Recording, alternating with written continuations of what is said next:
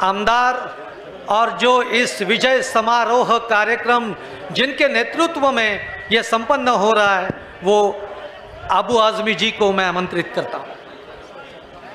Samajwadi party, Samajwadi party, Akhilesh Yadav, Abu Asim Azmi, Abu Asim Azmi.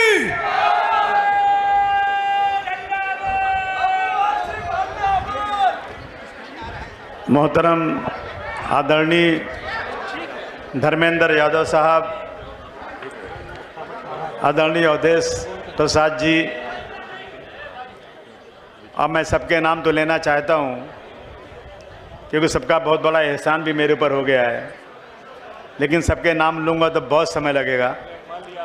इसे आए हुए तमाम सांसद महोदय, महाराष्ट्र प्रदेश के कार्याध्यक्ष प्रताप होगाड़े साहब, हमारे एमएलए रईस शेख साहब, प्रमुख महासचिव मेरा सिद्दीकी साहब, मुंबई प्रदेश संगठन के सचिव शहनवाज खान साहब, मुंबई प्रदेश युवा अध्यक्ष फ़ाद अहमद साहब, रुखसाना सिद्दीकी साहिबा, महिला अध्यक्ष रेवन भोसले साहब, अनीस अहमद साहब, महाराष्ट्र प्रदेश महासचिव राहुल गायकवाड़ जी, डॉक्टर रऊफ शेख साहब, महासचिव फारूक घोसी साहब, शकील खान साहब, सभी पुलिस कर्मचारी, सभी नगर सेवक और सभी आए हुए दोस्तों, साथियों, भाइयों और बहनों, यकीन जानिए जब से इतने सांसद चुनकर आए हमारा टेम्पो हाई हो गया। हमें लगा कि अब कोई माई का लाल समाजवादी पार्टी को रोक नहीं सकता, क्योंकि काठी की हांडी कितने दिन चलेगी, झूठ के ऊपर कितने दिन ये सरकार चलाएंगे। मैं समझता हूं इतना बड़ा झूठ बोलने वाला शायद दुनिया में कोई इंसान पैदा नहीं होगा।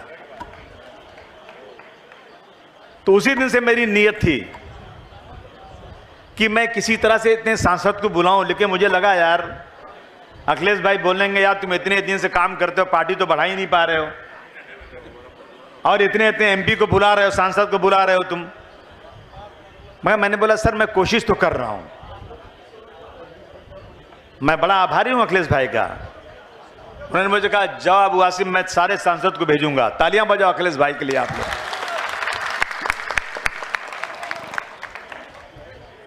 तो आज ये लोग आए, ये बहुत बड़ी बात है भाई, मत समझना कोई मामूली बात है ये। अरे 37 सांसद एक छोटे से आदमी के बुलाने पर, जिसकी पार्टी 20 साल से सिर्फ 2, 3, 4 एमएलए चुन के लाती है। क्या बोल रहे हो यार, मैं समझ नहीं आ रहा है। हाँ? मैं समझ नहीं पा रहा क्या बोला। आज अब बोल दो ना क्या बात है। बताता हूं, समझा ना। देखिए तंबू में घबराहट तो सबके है। सीएम साहब फोन किए थे अभी, अरे क्या कर रहे हो तुम लोग, कुछ गड़बड़ मत करना। जब मेरा कोई उत्तर भारतीय बेचारा साइकिल पे जाता है और उसको मारते हो तो साला मेरा कलेजा फटता है, खुदा की कसम। क्योंकि मैं भी यूपी से आया हूं भैया। अगर उत्तर प्रदेश में इतना काम धंधा होता, इतना बिजनेस व्यापार होता, तो क्या हम लोग यहां आते? नहीं आते हम लोग।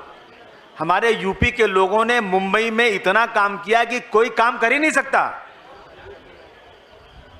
बताओ अगर झूठ है तो।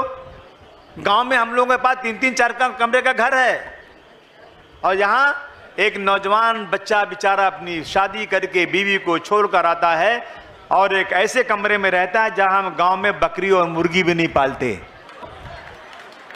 सही है कि नहीं? जब गुलिस्तान को खून की जरूरत पड़ी, सबसे पहले गर्दन हमारी कटी। जब मुंबई में वीरान था, ऐसी जगह थी जहां कुत्ता भी नहीं जाता था, हमारे पुरखों ने अपने सरों पर मिट्टियां लाद लाद कर उसे खूबसूरत जगह बनाया।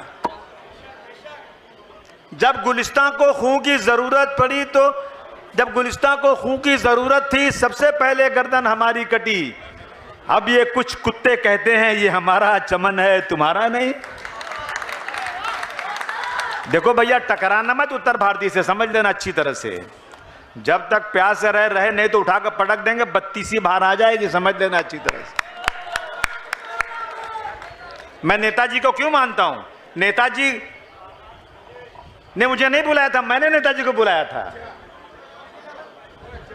मैंने ढूंढा पूरे देश में कि एक जुल्म ज्यादती महाराष्ट्र में हो रही, लड़ने के लिए अबू आसिम कौन सी पार्टी अच्छी है। मैंने सारी पार्टियों का जायजा लिया, मैं राजनीति में नहीं था। बोले यार उत्तर प्रदेश में एक मुलायम सिंह यादव नाम का आदमी है, अरे वो क्या बहादुर आदमी है यार।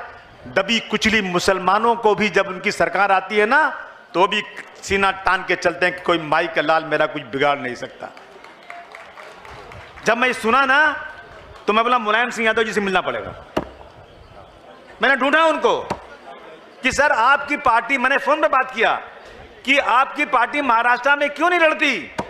बोले मेरे पास कोई मजबूत आदमी नहीं है इसलिए मैंने महाराष्ट्र में पार्टी नहीं बढ़ा पा रहा हूं। मैंने कहा सर मैं मजबूत आदमी तो नहीं हूं लेकिन मैं आपको बुलाऊंगा और मेरा सपना है कि मैं आपको आसमान की ऊंचाई पर आपका झंडा लेकर जाऊं। मुझे याद है जो नेताजी आए थे यहां पर एक बार 12 रबीउल अव्वल को, जब उनका जुलूस निकला ना तो मैं था, आप जब भाषण किया ना, खुदा की कसम मैं भाग के दौड़ के मैंने इनको हार पहनाया, फिर भाषण किया, मैं फिर दौड़ के हार पहनाया। बोला यार क्या आदमी है यार, ये क्या जबरदस्त बात करते हैं और ये अपने गांव वाले हैं, यूपी वाले हैं। तो और मेरा कलेजा फट गया जब उनका जुलूस निकला ना तो भिंडी बाजार में जब्बारी होटल के पास एक टैक्सी वाला टैक्सी रोका और ब्लेड से अपना हाथ काटा, खून निकाल के नेताजी के सर पर लगा दिया। ये करिश्मा था नेताजी का। अभी नेताजी आए थे तो थोड़ी तबीयत खराब थी, अस्पताल में ठहरे थे, बीमारी की हालत में मेरा हाथ पकड़े सोए सोए, बोले अबू आसिम तुम यहां कहां पड़े हो, तुम यूपी आ जाओ और तुम 2-3 एमएलए की बात क्यों करते, आओ यूपी में सरकार चलाओ, छोड़ो ये प्रदेश, वहां आओ। मैंने कहा नहीं सर, मेरे उत्तर भारतीय यहां पर हैं, मैं उनको सम्मान दिलाना चाहता हूं इसलिए राजनीति करता हूं। ये लड़ाई इसलिए लड़ रहा हूं, मुझे राजनीति में सिर्फ और सिर्फ लोगों की सेवा करना और कुछ नहीं चाहिए। 28-30 साल से संघर्ष कर रहा हूं। बहुत सारे मेरे पास आए, टिकट लिए, अबू आसिम तुम्हारा साथ नहीं छोड़ेंगे, मर जाएंगे तुम्हारे साथ रहेंगे। एक ने तो खून काट करके चिट्ठी लिखा मुझे कि अगर आपने पार्टी छोड़ा तो हम लोग आज का मर जाएंगे, खुदकुशी कर लेंगे, और सबसे पहले पार्टी छोड़ के भाग गया। जो ज्यादा मस्का मारता है ना समझो भागने वाला है। और मैं कितनी बार मंत्री बनने का, मैं बोला मंत्री नहीं, मैं मुलायम सिंह यादव का सिपाही बनकर काम करना चाहता हूं। और जब कोई अखिलेश यादव जी के पास भाषण करता है ना, माफ करना बुरा मत मानना, अखिलेश भाई बहुत काम है, साला देखा टिकट नहीं मिला तो सीधे मुर्दाबाद बोलने लगता है। हम वो नहीं है, अगर किसी का साथ पकड़ लिया ना तो मरते दम तक उसका साथ नहीं छोड़ेंगे, वो अबू आसिम है। हम सत्ता के लिए नहीं, वसूल के लिए लगते हैं। और नेताजी ने जो काम किया है ना, मैं समझता हूं कि हम जब टाडा में बंद थे, छूट कर आए थे, तो नेताजी हमारे घर पर आए थे। हमने उनसे कहा नेताजी टाडा में बहुत जुल्म हो रहा है, हमने अपनी आंखों से देखा है नेताजी, बगैर किसी गलती के टाडा के नाम पर लोग बंद हैं। और शरद पवार साहब कहते हैं कि मैं पार्लियामेंट में मीटिंग करूंगा और टाडा खत्म कर दूंगा। तो उन्होंने मुस्कुराया, सुनिए, मुस्कुराए और कलम कागज निकाले मेरे घर पे बैठ के, और अपने सीएम थे वो, कहा अबू आसिम टाडा खत्म करना है, बताता हूं तुमको, सुनो। कागज निकाले, बोले आज से उत्तर प्रदेश में टाडा कानून खत्म। साइन किए मुलायम सिंह यादव, जाओ, खत्म हो गया, खत्म। बोले किससे पूछना क्यों, खत्म कर दिया उन्होंने। और उन्होंने कहा कि मैंने खत्म किया तो एक पूना से आदमी आया था, लखनऊ में नेताजी पे हमला किया था और उसको पकड़ा गया था। नेताजी ने कहा वो आदमी टाडा में बंद है, मेरे इस टाडा के खत्म करने से वो छूट जाएगा, लेकिन परवाह नहीं, छूट जाए तो छूट जाए, लेकिन बेगुनाहों को टाडा में मैं नहीं रहने दे सकता हूं। ये किरदार था उनका, बाप की तरह मानते थे, बाप की तरह बेटे की तरह समझते थे, बाप की तरह हम उनको समझते थे। दोस्तों आज हालत बहुत खराब है देश की। अभी विशालगढ़ एक जगह है, मैं सारे एमपीज को बताना चाहता हूं, विशालगढ़ में एक किला है, वो किला जो है छत्रपति शिवाजी महाराज का है के जमाने का किला है।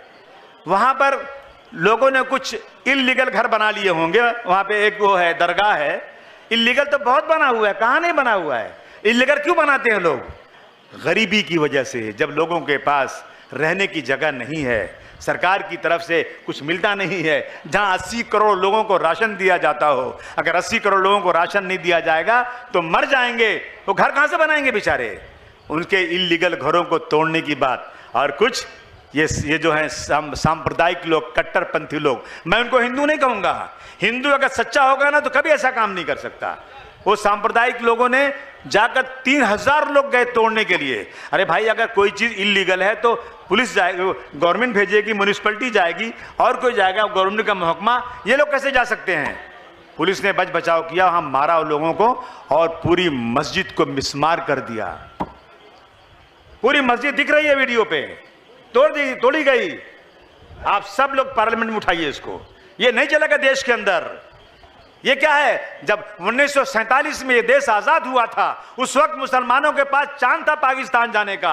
कहा गया मुसलमानों से, मौलाना अबुल कलाम आजाद ने चिल्ला चिल्ला कर जामा मस्जिद की सीढ़ियों से कहा था, मुसलमानों मत जाओ इस मुल्क को छोड़ करके। क्या तुम्हें याद नहीं कि तुमने यहाँ की गंगा की नदी में वजू किया, यहीं नमाज पढ़ा है? क्या तुम्हें याद नहीं कि तुम्हारे बाप दादाओं की ये कब्रें यहीं पर शहीद होकर बनी हुई है? जाओगे तो तुम्हारी मस्जिदें वीरान हो जाएंगी, जाओगे तो तुम्हारे मकबरे पर कोई फातिहा पढ़ने वाला नहीं होगा। तुम्हें कसम है तुम मत जाओ, तुम्हें ताजमहल के हुस्न की कसम है, तुम्हें लाल किले की कसम है, तुम इस मुल्क को छोड़कर मत जाओ। मुसलमानों ने उन पर भरोसा किया था, रुक गया था मुसलमान इस देश के अंदर। लेकिन आज जो सरकार बैठी है ना, 24 घंटे मुसलमानों के पीछे पड़ी हुई है। 24 घंटे उनका कोई मकसद नहीं है। इनका रिजर्वेशन नहीं देंगे। मैंने असेंबली में बोला उस दिन, तुम रिजर्वेशन नहीं दोगे, चिल्ला रहे हो, लेकिन चंद्रबाबू नायडू से तुमने हाथ मिलाया, वो तो रिजर्वेशन दे रहा है। तुमने हज की सब्सिडी बंद कर दिया, लेकिन चंद्रबाबू नायडू कहता है हर जाने वाले हाजी को मैं 1-1 लाख रुपया दूंगा। तुम भी करो काम वो। लेकिन ये जब इनको ऐसा लगता है कि शेर के मुंह में जब खून लग जाता है ना, तो वो खून ही ढूंढता है। इनको लगता है हिंदू मुस्लिम लड़ाओ और राज करो। लेकिन मुझे खुशी है बहुत खुशी है, और यकीन जानिए, जब इलेक्शन हो रहा था ना, तो मैं दुआ कर रहा था, खुदा की कसम, मैं जो है ना नमाज में दुआ कर रहा था, या अल्लाह हम लोग किसी तरह से ये सीट जो वहां की है अयोध्या की, वो जीत जाए। क्या हो गया अयोध्या में? जीत जाएंगे? नहीं जीत जाएंगे। और जीत गया तो ऐसा लगा ना कि मैंने पूरी दुनिया फतह कर दिया है, इस शख्स ने जीत लिया। और राम का नाम लेते हो, राम तुम्हारे नहीं है, राम हमारे हैं। अगर होते ना तुम्हारे तो सारे तीर्थ स्थानों की सीट तुम जीतते नहीं। तुम राम के नाम पर लोगों को धोखा देते हो, ये साबित हो चुका है। अब आप लोग आए हैं, आपसे यही गुजारिश है, आप लोग मदद कीजिए, हमको रास्ता दिखाइए। अरे सब जीतेंगे भैया, इंशाल्लाह पूरा भारतवर्ष जीतेंगे हम लोग, देखो अब क्या होता है।